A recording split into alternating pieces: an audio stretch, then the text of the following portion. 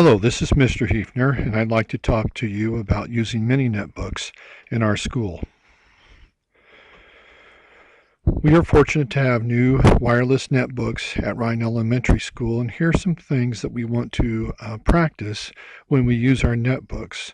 The use of the wireless netbooks will support academic achievement by using Odyssey, Microsoft Office, Web 2.0 applications such as Ultramath or Spelling City with their standards-based instruction. The use of wireless netbooks will be an extension of how computers are currently used in Bronson Community School computer labs.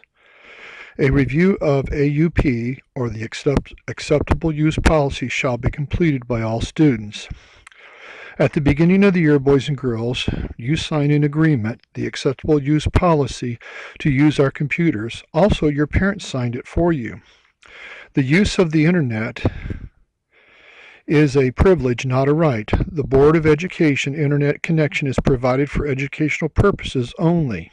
Unauthorized and inappropriate use will result in a cancellation of the privilege. What that means is that if you do not use your netbooks correctly and the internet, you can lose computer privileges. And that means you could not go to technology classes or use the netbooks in your classroom. The board also monitors online activity of students in an effort to restrict access. What that means is that everything that you do, it is recorded on the internet. And we could go back and look at that information if we would choose to. Students accessing the internet through the school's computer assume personal responsibility and liability, both civil and criminal, for unauthorized or inappropriate use of the internet. That would be like using the internet to bully someone, to be mean to them, to say harsh things about them, or to post lies about them. That is illegal. The board has the right at any time to access, monitor, review, and inspect any directories, files, or messages residing on or sent using the board's computer networks. Messages relating to or in support of illegal activities will be reported to the appropriate authorities. That means the police could be involved. Computers are not toys at our school. They are tools that we use for learning. Some things about the HP 3125 netbook.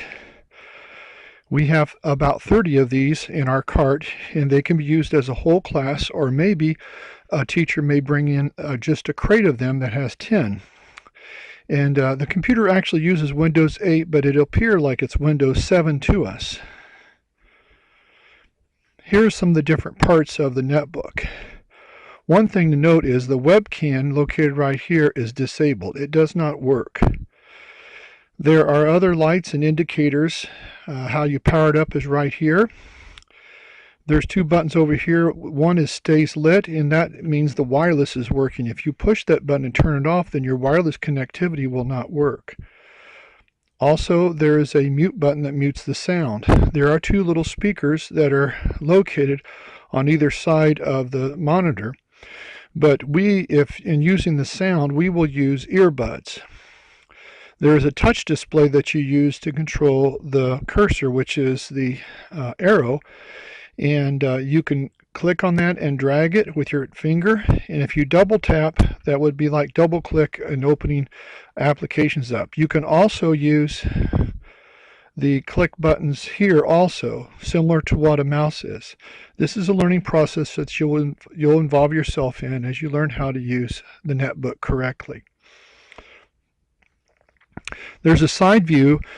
This is the side view of the netbook, and these are different ports that are on the side. Boys and girls, please do not mess with these, but these are important to use them correctly. Number 3 is the audio in microphone jack. That means that's where we would plug our earbuds in, or headphones. Slot 1 would be an SD card. And the one that we may be using is these two slots here, which are called USB ports. If your teacher chooses to use a flash drive for your classroom, you may store your Word documents or PowerPoints on that flash drive. The hard drives are not to be used as the netbooks are reset when they are shut down. That means it erases anything off the hard drive that was stored there. Students must save their network directories or to a teacher-directed provided flash drives. Do not save to the hard drive as you will lose your information once the netbook is shut down.